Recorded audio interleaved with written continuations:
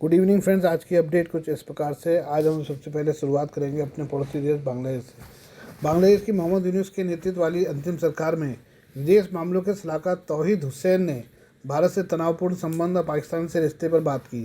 साथ ही उन्होंने बांग्लादेश में अल्पसंख्यकों के खिलाफ हिंसा पर भी जवाब दिया है। वीओन के साथ बात करते हुए हुसैन ने शेख हसीना की सरकार गिरने के बाद बांग्लादेश की अंदरूनी राजनीति में उथल पुथल और विदेश नीति में आए बदलाव पर चर्चा की। इस दौरान उन्होंने कहा कि ढाका की ओर से भारत के खिलाफ कोई कदम नहीं उठाया जाएगा। ओमान में रविवार को भारतीय विदेश मंत्री एस जयशंकर से भी मोहम्मद तौहीद हुसैन की मुलाकात हुई है। तौहीद हुसैन ने भारत से संबंधों पर सवाल पर वीओन से भारतीय विदेश मंत्री एस जयशंकर के साथ हुई मुलाकात का जिक्र करते हुए कहा, दोनों देशों के बीच अच्छे संबंध जरूरी हैं।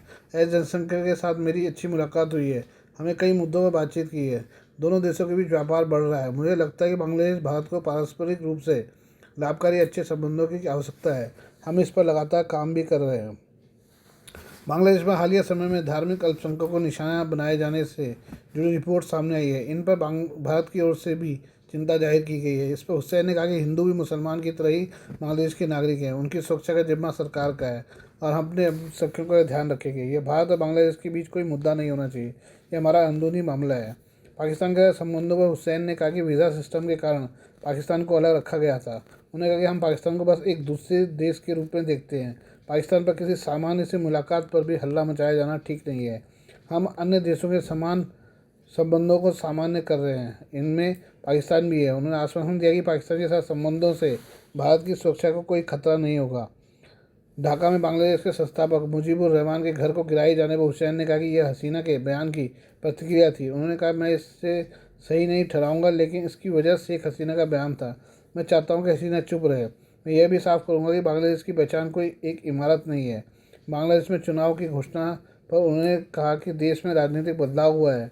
हम कुछ सुधारों के दौर से गुजर रहे हैं। हमारा इरादा है कि सुधारों को लागू करने के बाद चुनाव किया जाए। हमें उम्मीद है कि ये जल्दी होगा। अमेरिका के संबंधों ने कहा कि बांग्लादेश ने अमेरिका के संबंधों को हमेशा महत्व दिया है। ट्रंप अभी सत्ता में आए तो कुछ चीज़ें हो सकती हैं जिन्हें सुलझा लिया जाएगा। आइए हम बात करें चीन की। चीन को दुनिया के सबसे ताकतवर देशों में गिना जाता है, जिसके पास मजबूत आर्मी और आधुनिक हथियार हैं। चीन की आर्मी के बारे में इस धारणा को एक नई रिपोर्ट ने चुनौती दी है, जो कहती है कि चीनी आर्मी तो युद्ध लड़ने के लिए तैयार ही नहीं है। अमेरिकी थिंक टैंक रैंड कॉर्प की रिपोर्ट का दावा है कि चीनी की सत्ताधारी पार्टी सरकार बने रहने के लिए फ़ौज को बेहतर कर रही है, ना कि सेना को युद्ध के लिए तैयार कर रही है। ऐसे में मौका आने पर युद्ध के मैदान में चीनी फ़ौज को मुश्किल हो सकती है। CNN के मुताबिक अमेरिकी थिंक टैंक की रिपोर्ट कहती है कि चीनी कम्युनिस्ट पार्टी के CCP सेना को मजबूत तो करने का मकसद सत्ता पर अपनी पकड़ बनाए रखना है, न कि किसी बाहरी दुश्मन से लड़ना। रिपोर्ट के लेखक टिमोथी हीथ का तर्क है कि चीनी सेना PLA का ध्यान शी जिनपिंग और CCP शासन को बनाए रखने पर है। चीन का सैन्य आधुनिकीकरण ही CCP शासन की अपील और विश्वसनीयता को बढ़ाने के लिए बनाया गया है। रिपोर्ट में कहा गया कि PLA अपने प्रशिक्षण समय का 40% तक राजनीतिक विषयों पर खर्च करता है। हीथ कहते हैं इस समय का उपयोग युद्ध में महारत हासिल करने में किया जा सकता है, लेकिन ऐसा नहीं है। इससे सवाल उठता है कि PLA आधुनिक युद्ध के लिए कितना तैयार है। PLA यूनिट के नेतृत्व में भी राजनीतिक लोग शामिल होते हैं, जो युद्ध क्षमता के बजाय पार्टी के प्रति वफादारी पर जोर देते हैं। रिपोर्ट में यह भी कहा गया कि अमेरिका और चीन के बीच पारंपरिक युद्ध की संभावना बहुत कम है। पेंटागन के योजनाकारों को मिसाइलों और बमों से परे चीनी खतरों की एक विस्तृत श्रृंखला पर ध्यान केंद्रित करना चाहिए। हालांकि कुछ विशेषज्ञ रिपोर्ट के निष्कर्षों से असहमत हैं। उनका कहना है कि शी जिनपिंग ने अपना शीर्ष सैन्य लक्ष्य स्पष्ट कर दिया है। ये लक्ष्य ताइवान पर कब्जे का है और चीनी ऐसा करने के लिए तैयार हैं। हीथ ने चीन के आधुनिक होते हथियारों के जखीरे पर भी सवाल किए। उनकी रिपोर्ट में लिखा है कि इतिहास ने बार बार दिखाया कि सेनाएं अक्सर युद्ध में अपने उन्नत हथियारों का प्रभावी ढंग से उपयोग करने में फेल होती हैं। रिपोर्ट में यूक्रेन में युद्ध का उदाहरण दिया गया, जहां बेहतर हथियारों से लैस सेना जीत हासिल करने में विफल रही। हीथ का कहना है कि चीन की सेना युद्ध में अपने आधुनिक हथियारों के इस्तेमाल में सफल रहेगी, इस पर संदेह है। चीनी सेना सैनिकों की कमी और भ्रष्टाचार से भी जूझ रही है।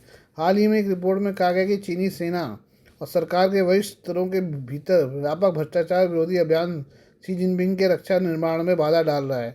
इसने सेना की परिचालन क्षमता के लिए बड़ा जोखिम पैदा किया है। इस पर भी हीथ ने ध्यान दिलाया है। आइए हम बात करें भारतीय विदेश मंत्री एस जयशंकर के बारे में। भारतीय विदेश मंत्री एस जयशंकर ओमान दौरे पर हैं। सोमवार को विदेश मंत्री एस जयशंकर ने ओमान में आयोजित हो रहे 8वें हिंद महासागर सम्मेलन को संबोधित किया। डॉक्टर जयशंकर ने भारत और ओमान के कूटनीतिक संबंधों के 70 साल पूरे होने के अवसर पर एक लोगो भी लॉन्च किया। साथ ही दोनों देशों की साझा विरासत पर एक किताब का विमोचन भी किया। विदेश मंत्रालय ने बताया कि विदेश मंत्री 8वें हिंद महासागर सम्मेलन में उद्घाटन सत्र को संबोधित करेंगे। अपने संबोधन में विदेश मंत्री भारत के समर्पण को रेखांकित करेंगे, जिसमें क्षेत्रीय सहयोग को मजबूत करने, स्थिर और समृद्ध हिंद महासागर क्षेत्र की बात की गई है। विदेश मंत्री ने ओमान के विदेश मंत्री सैयद बद्र अल-बुसैदी के साथ द्विपक्षीय बैठक की। इस बैठक में दोनों देशों के संबंधों को और मजबूत करने पर बात की गई। विदेश मंत्री ने ओमान की सरकार को हिंद महासागर सम्मेलन आयोजित करने के लिए सराहा। विदेश मंत्री एस जयशंकर ने ओमान के विदेश मंत्री के साथ मिलकर मांडवी टू मस्कट, भारतीय समुदाय और भारत और ओमान का साझा इतिहास नामक किताब का विमोचन किया।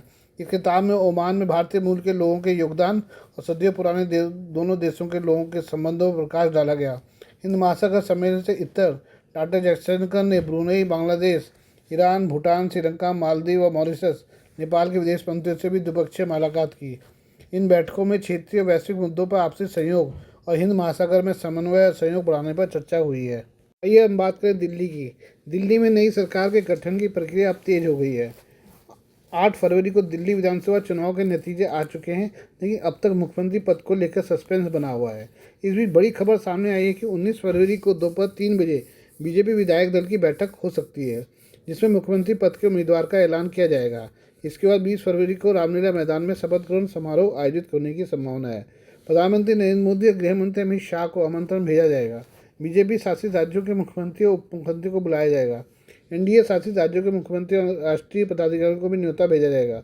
अब बड़ा सवाल यह है कि बीजेपी दिल्ली के मुख्यमंत्री चेहरे का ऐलान कब करेगी।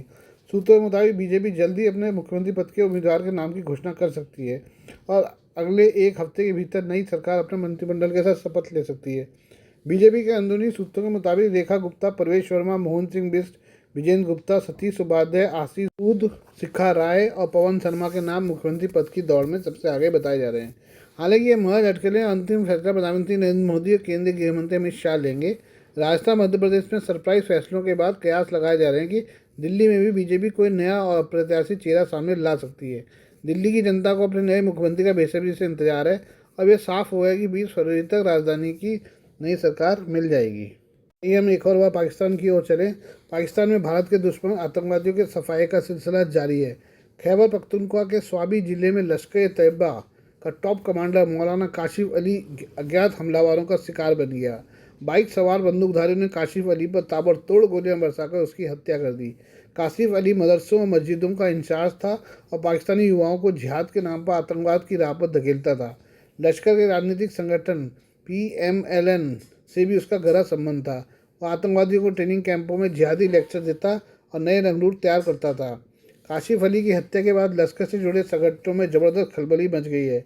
कई संगठनों ने पाकिस्तान सरकार सुरक्षा एजेंसियों की आलोचना करते हुए हत्यारों को पकड़ने की मांग की है। सोशल मीडिया पर भी पाकिस्तान सरकार को घेरा जा रहा है, जहां आतंक समर्थक गुटों ने आरोप लगाया कि काशिफ अली का इसलिए मारा गया क्योंकि वह पाकिस्तान से प्यार करता था। बीते एक महीने में लश्कर-ए-तैयबा के 4 आतंकवादी रहस्यमय परिस्थितियों में मारे गए हैं। इनमें से 2 की संदिग्ध सड़क हादसों में मौत हुई है, जबकि अब काशिफ अली को भी मार गिराया गया है।